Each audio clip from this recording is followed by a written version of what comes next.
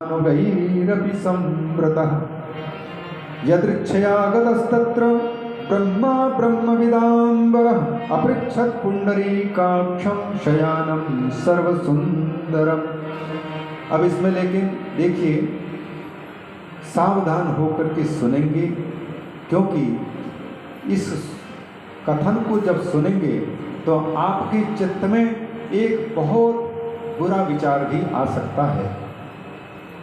भगवान की कथाओं को, भगवान की लीलाओं को सुनते समय ये सतर्कता रखनी चाहिए कि जो जो लीलाएं हो, लीलाएं का मतलब है वास्तविक है या नहीं दूसरी बात, लेकिन जगत को सिखाने के लिए किया गया नाटक।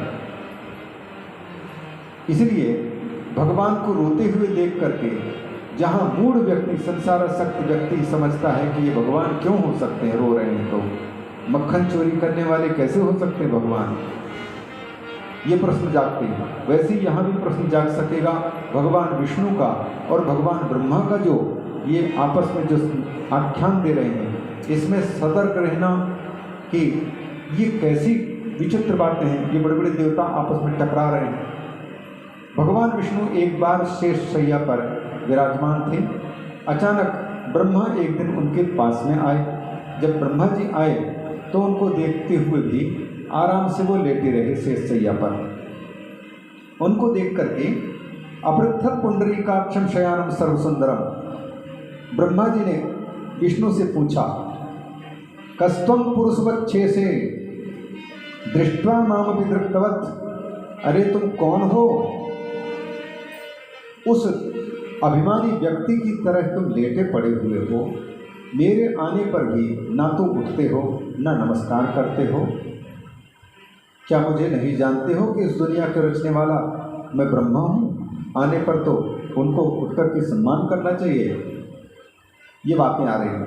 ये भगवान शिव की माया किनको बचाती है और किनको नचाती है, इस बात को बताने के लिए संवाद आ रहा है। इसलिए ये मनुष्य को दिखाने के लिए मनुष्य की प्रकृति की लीलाएं हो रही हैं।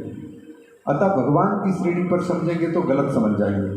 ये भगवान मनुष्य की भांति व्यवहार करते हुए दिखाई दे। कस्त्वं पुरुषवच्छेसे दृष्ट्वा मामपि दृप्तवत्, जैसे कोई दर्प घमंड वाला व्यक्ति हो वैसे सो रहा हो, वैसे तुम सो रहे हो। उत्तिष्ठ वत्समां पश्य तव नाथम इहागतम, उठो बेटा उठो, मैं तुम्हारा नाथ तुम्हारे सामने खड़ा हुआ हूँ, उठो, उठ जाओ उठ जाओ। आगतम गुरुम आराध्यम दृष्ट्वा यो दृप्तवच्चरे द्रोहिणस्तस्य मूढ़स्य प्रायश्चित्तम विधीयते। जो अभिमानी व्यक्ति गुरुदेव के आने पर, माता पिता के आने पर वैसे लेटा पड़ा रहता है, उसके लिए प्रायश्चित का विधान किया जाता है, उसको दंड दिया जाता है, दंड के पात्र हो जाओगे, उठो। इस प्रकार से भगवान विष्णु के सामने ब्रह्मा जी के मुख से ये शब्द निकल गए। इनको देख करके विष्णु भगवान बोलने लग गए, स्वस्ति ते स्वागतम वत्स, आओ वत्स तुम्हारा कल्याण हो।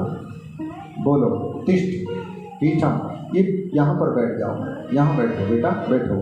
अब जब बेटा बोला तो ब्रह्मा जी को और भी लग गया, और ब्रह्मा जी भी उसी प्रकार से जब बोलने लगे तो विष्णु को भी लगने लग गया। तो इन दोनों में ऐसा जो है, विष्णु को नीचा दिखाना या ब्रह्मा को नीचा दिखाना, ये तात्पर्य मत समझ लें कि जो कहेंगे कि वैष्णव लोग सुनेंगे तो गुस्सा में आ जाएंगे, और ब्रह्मा जी की आराधना पूजा करने वाले असुर लोग, दैत्य लोग कहेंगे कि कैसे हम हमारे देवता को छोटा बता रहे हैं। ये लीला है। जब शादी किसी की होती है तो जिसकी शादी होती है बड़े वो होते हैं, बाकी सब बाराती लोग उससे छोटे होते हैं। उसी प्रकार शिव लीला में शिव जी को स्थापित करना है, पूजित करना है। इसलिए भगवान शिव की लीला में जितने लोग होंगे वो सब के सब शिव जी से छोटे अपने आप को बना करके पात्र के रूप में उपस्थित करते हैं, और संसार के लोगों की रीति नीति को दर्शाते हैं अपने माध्यम से। शिव जी की माया संसार में किसी को नहीं छोड़ती, इस बात को बताने के लिए ब्रह्मा जी के चित्त में विकृति का दर्शन कराना और विष्णु जी के चित्त में भी विकृति का दर्शन कराना, कि भगवान की माया ने इनको भी क्रोध में डाल दिया। भगवान की शैवी माया, शांभवी माया, शांकरी माया ने इनको भी मैं की स्थिति में ले आया। तो फिर संसार के साधारण लोग किस खेत की मूली हैं? ये कैनुतिक न्याय से बताने के लिए ब्रह्मा जी और विष्णु को सामने रख करके बातें कह रहे हैं। ये पूरे के पूरे यहाँ ये भूमिका रच रहे हैं। संपूर्ण रुद्र संहिता के 5 खंडों में इसका विवेचन आने वाला है। मैंने शैवी माया को दिखाने के लिए कि शिव जी की माया कैसे होती है, किसी को छोड़ती नहीं, इस बात को बताने के लिए नारद जी प्रधान श्रोता के रूप में वहाँ उपस्थित होंगे और ब्रह्मा जी से ही पूरे के पूरे शिव महापुराण के रुद्र संहिता को 5 खंडों वाले को सुनते हैं, क्योंकि उनको विष्णु को शाप देने के कारण चित्त में अशांति हुई है, उसको सुनाएंगे। तो यहाँ पर यह पहले बताने जा रहे हैं कि भगवान शिव की जो माया है, जब विष्णु को नहीं छोड़ती है, जब ब्रह्मा को नहीं छोड़ी, इनके चित्त में भी मैंपना दे आए, तो फिर संसार के साधारण लोग तो इन्हीं की सृष्टि के अंतर्गत हैं और फिर उससे बाहर नहीं हो सकते, वो भी इस स्थिति पहुंच सकते हैं। ये तब छूट सकते हैं जब कोई शिव के चरण पकड़ेंगे, उनको आश्रय लेंगे, मान और अपमान से ऊपर उठेंगे शंकर जी की भांति, तब जाकर के इस चीज़ को समझ पाएंगे, शिव को और शिव की माया को समझ पाएंगे। क्योंकि वर्णन जो होता है, अकेले शक्तिमान का अगर वर्णन किया जाए, शक्ति का वर्णन यदि ना हो तो वो अधूरा वर्णन। पुरुष और स्त्री एक दूसरे के पूरक हैं, दोनों अपने अपने अधूरे हैं, पूरे तब होते हैं जब दोनों का जीवन साथ होता है, प्रकृति और पुरुष का। उसी प्रकार से शक्ति और शक्तिमान, इन दोनों में जब एकता होती है, दोनों साथ रहते हैं, तभी वो पूरे कहलाते हैं। शक्ति के बिना शक्तिमान का पता नहीं और शक्तिमान के बिना शक्ति का पता नहीं। इस जड़ के बिना चेतन का पता नहीं है और चेतन के बिना जड़ की कोई सत्ता नहीं है। शक्ति शक्तिमतोर भेदा। तो ये भगवान जो शिव हैं, मायिनम प्रकृतिम तु मायाम विद्या मायिनम तु महेश्वरम। माया और माई, भगवान शिव है माई, माने माया वाले, और माया उनकी प्रकृति को माया कहा जाता है। इन दोनों के दोनों अकेले प्रकृति को और अकेले शिव को अगर समझ रहे हैं तो वो अधूरी समझ है। भागवत में भी जो द्वितीय स्कंद के सप्तम अध्याय है, जिसमें ब्रह्मा जी ने भगवान के अवतारों का वर्णन नारद जी को सुनाया और वो वर्णन करने के लिए कहा कि इसको तुम विस्तार से श्रवण कराना, और श्रवण कराना तब सुनाने के समय पर भगवान को और भगवान की माया के स्वरूप को सुनाने के लिए कहा। क्यों? माया के बिना माई के स्वरूप को पूरी तरह से समझ पाना मुश्किल है। इस शरीर को हम छोड़ते ही यह तुच्छ है, हेय है, त्यागने योग्य है, लेकिन इस तुच्छ के कारण ही अतुच्छ का दर्शन होता है। अगर ये तुच्छ शरीर नहीं हो तो आप साधन भी नहीं कर सकेंगे, सुख दुख भी नहीं प्राप्त कर पाएंगे। सुख दुख की अनुभूति के लिए ये नकली चीज चाहिए, तो नकली की भी आवश्यकता है असली को पाने के लिए, और असली की महत्ता है तभी ये नकली की सत्ता है। अगर असली नहीं होता तो फिर ये नकली की भी कोई कीमत नहीं है, फिर तो किनारे करो, जल्दी शमशान घाट पहुँचाओ, कोई कीमत है ही नहीं। तो इसलिए भगवान शिव के स्वरूप को बताना है आगे, उसके पहले उसकी माया की भूमिका रच रहे हैं कि भगवान की शिव की जो माया है, पहले किसी को पकड़ सकते थे, लेकिन पहले पकड़ रहे हैं दुनिया जिनको सबसे बड़ी देवता के रूप में पहचान रहे हैं, विष्णु को और ब्रह्मा को पकड़ रहे हैं। जब विष्णु की लीला होगी उस समय पर शंकर जी छोटे बन करके उनकी लीला की महिमा बढ़ा देते हैं। जैसे श्रीमद् भागवत महापुराण में समुद्र मंथन के बाद में अंत में जो अमृत निकला, उस अमृत को पिलाने वाले देवता के रूप में भगवान ने मोहिनी का रूप धारण किया, जिसको देख करके असुर लोग मोहित हो गए। भगवान शंकर को जब पता चला तो भगवान शंकर जब समुद्र का मंथन जब किया गया, उससे जहर पान आपने किया, क्या आप अनभिज्ञ हो सकते हैं कि भगवान की क्या लीला चल रही है? वो तो सब जानकारी है उनको, लेकिन हमारे जैसे लोग, कच्चे दिमाग के लोग किस प्रकार से गिर सकते हैं, इस बात को दिखाने के लिए भगवान शंकर जी समुद्र मंथन के बाद, अमृत निकलने के बाद में जब देवताओं को अमृत पान करा दिया गया, तो भगवान विष्णु के पास में जाकर के भगवती पार्वती, नंदीश्वर सारे गणों को लेकर के जब पहुँचे और उनसे निवेदन किया विष्णु से कि प्रभु, हमने आपके पुरुष रूप में अवतार बहुत देखे, यहाँ तक कि मत्स्यावतार को भी जाना, कच्छपावतार को भी जाना, यहाँ तक कि वराह अवतार को भी जाना है, देवताओं के रूप में भी अवतीर्ण होते हैं, लेकिन हमने कहीं भी आप नारी के रूप में प्रकट होते हैं ये हमने कभी नहीं देखा है। और आप समुद्र के मंथन करके और सीधे अमृत पान कराते समय पर सुंदर विश्व सुंदरी विश्व मोहिनी का रूप धारण किया। मैं तो वंचित हो गया आपके उस रूप को देखने के लिए। तो भगवान विष्णु ने पहले तो कहा कि भगवान शंकर, शिव जी प्रभु आप क्या करेंगे, ये तो मैं तो असुरों को मोह में डालने के लिए किया है, ये आपके वो काम की जरूरत नहीं है, आपके जो जरूरत की वो चीज़ नहीं है। पर भगवान भोलेनाथ ने कहा कि नहीं, मेरे मन में एक कमी खटकती रहेगी कि मैंने इस रूप का दर्शन नहीं किया। तो उस रूप को दिखाने के लिए भगवान विष्णु ने प्रसन्न करने के लिए प्रतीक्षा करने की बात कही, और इसके बाद फिर जो सुंदर मोहिनी रूप धारण किया भगवान ने, विष्णु ने, उनके सामने शंकर भगवान जैसी ही दृष्टि पड़ती है उनकी, पास में भगवती पार्वती जी हैं, जब देख रही हैं और पार्वती को छोड़ करके उनके पीछे दौड़ पड़ते हैं, और वो दौड़ती दौड़ती मोहिनी रूप वहाँ जा रही है जहाँ पर बड़े बड़े सिद्ध संत महापुरुष जो अपने को आजीवन बाल ब्रह्मचारी समझते हैं, योगी समझते हैं, संयमी समझते हैं, उन तपस्वियों के पास से गुजर रही है। और उनके पीछे पीछे शंकर जी जा रहे हैं। शंकर जी जा रहे हैं मतलब सारे तपस्वियों को ये कहने जा रहे हैं, संकेत दे रहे हैं कि तुम लोग किस खेत की मूली हो, मेरे मुझसे बढ़कर के तुम आखिर में मेरी आराधना में लगे होगे, लेकिन हमसे बढ़कर के नहीं हो सकते, मैं भी किसी के पीछे भाग रहा हूँ, तो तुम किस खेत की मूली हो। अतः चाहे कितना बड़ा भी योगी हो जाए, कितना बड़ा भी तपस्वी हो जाए, अगर वो सोचता है कि मैं इस जीवन से मैं किसी से परास्त नहीं हो सकता, तो ये झूठी मान्यता है। वो कभी भी इच्छा के अधीन हो सकता है और कभी भी पराजित हो सकता है।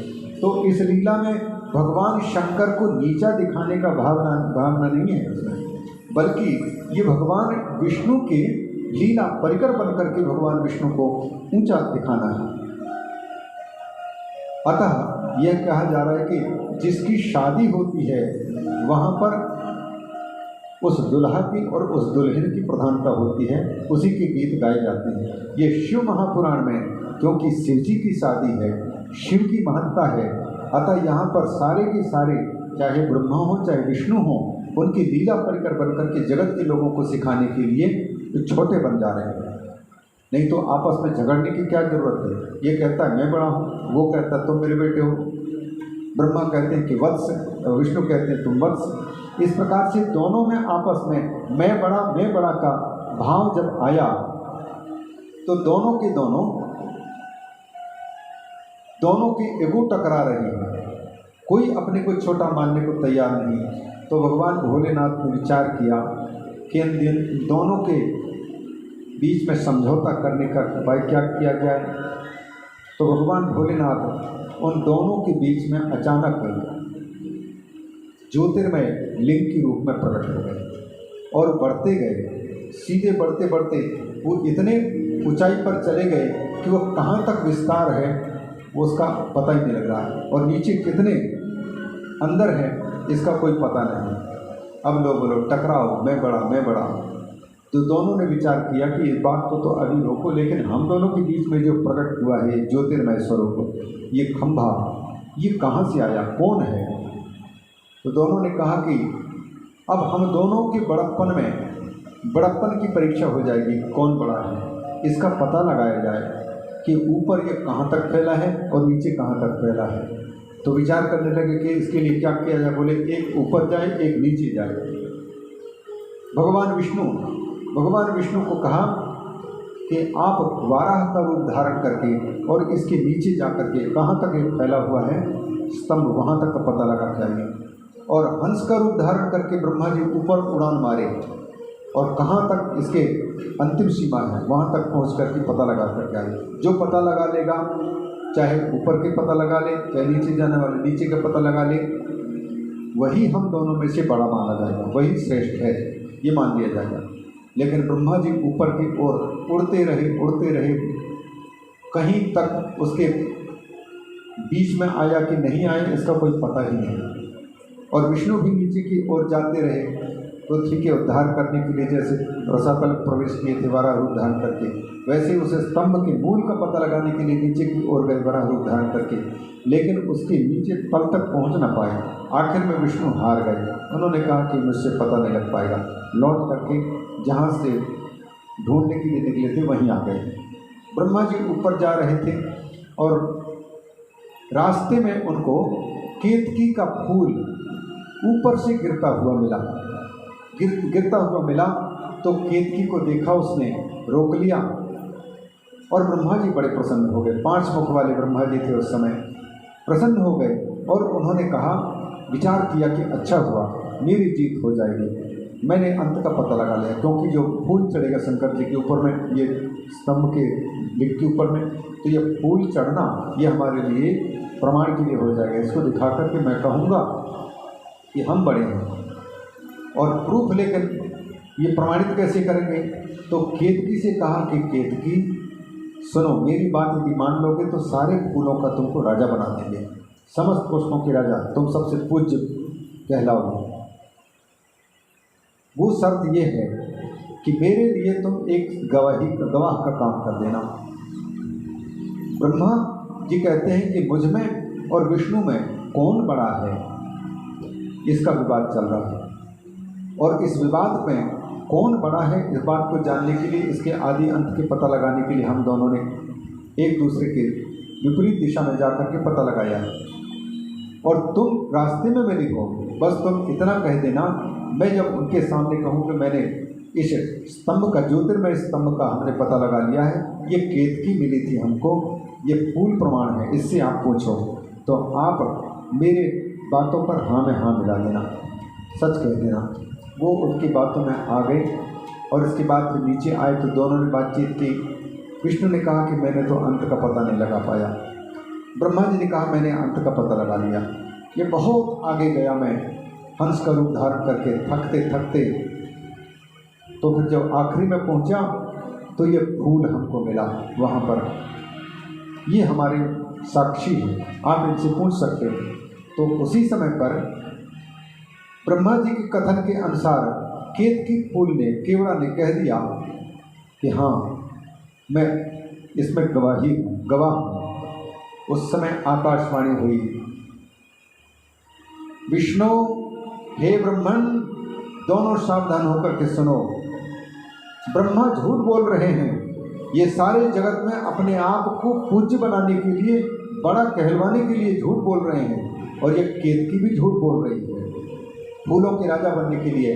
वस्तुतः ब्रह्मा ने भी अंत का पता लगाया नहीं है। ये आकाशवाणी हुई वही ज्योतिर्मय शिवलिंग से, और जब इस प्रकार से पता चला, उसी समय पर भगवान शिव की कृपा से ऐसे भैरवाकार एक भैरव जैसे ही देवता प्रकट हुए। सम्मानिता पशुपति ही परयाच देव्या भैरवाख्यम ध्रुवोर मध्यात ब्रह्मदर्प जिघांसया। भैरव रूप, भयंकर रूप धारण किया हुआ शंकर जी के शरीर से प्रकट हुआ। उन्होंने आज्ञा मांगी कि मेरे लिए क्या आज्ञा है। शंकर जी ने कहा कि वत्स योयम विधि साक्षात जगताम आद्य दैवतम, जो संपूर्ण जगत के रचयिता अपने आप को मानने वाला ये ब्रह्मा है, ये सबके बड़े कहलाने के चक्कर में ये स्वयं ही झूठ बोल रहा है। और शुरुआत वाला व्यक्ति झूठ बोल रहा है, बड़ा व्यक्ति झूठ बोल रहा है, तो इनकी सृष्टि में सबके सब झूठ बोलने वाले होंगे। अतः इनकी अच्छी तरह से पूजा करके आ जाओ, सम्मान करके आ जाओ। नूनम अर्चे खड़गेन तिगनेन जबसा परम, बढ़िया बारी के तेज धार वाले खड्ग ले कर दिया ना, और इनकी पूजा अच्छी तरह से कर देना। और सचमुच भैरव आए, और जिस 5वें सिर ने जो ऊपर की ओर उड़ा था, ऊपर की ओर उठा था, जैसे शंकर भगवान के 5 सिर हैं, वैसे ही ब्रह्मा जी के 5 सिरों में से ऊपर वाले जो सिर, जिस सिर ने झूठ बोला उसी सिर को वहाँ से उड़ा दिया, वहाँ से हटा दिया। तावत विधिम तात दृक्षुच्युत कृपालु रस्मत पतिपाद पल्लवम। ब्रह्मा जी के साथ साथ में विष्णु भी वहाँ पर थे। दोनों देखते देखते बड़े आश्चर्य में डूब गए। ब्रह्मा जी कांप गए, और आकाशवाणी की जैसे हुई थी उसके अनुसार शंकर जी ने ज्योतिर्मय वो जो स्तंभ था उनके मध्य से अपने आप को प्रकट किया। फिर दोनों ब्रह्मा और विष्णु उनको प्रणाम किए और जिस दिन ये प्रकट हुआ था उस दिन थी शिवरात्रि। अतः शिवरात्रि को विशेष रूप से इस ज्योतिर्मय शिवलिंग की पूजा 4 प्रहर की पूजा की जाती है और इन पूजा पद्धतियों को ब्रह्मा जी को भी और विष्णु जी को भी भगवान शिव ने स्वयं अपने स्वरूप का वर्णन करते हुए और उनकी पूजा कब करनी है और कैसे करनी है वो पूरी की पूरी बात बता दी। भगवान शंकर ने फूलों में से केवड़ा पुष्प को कहा कि आज के बाद में मेरी पूजा में सारे फूल समर्पित हो सकेंगे, लेकिन मेरी पूजा में तुमको सम्मिलित नहीं किया जाएगा।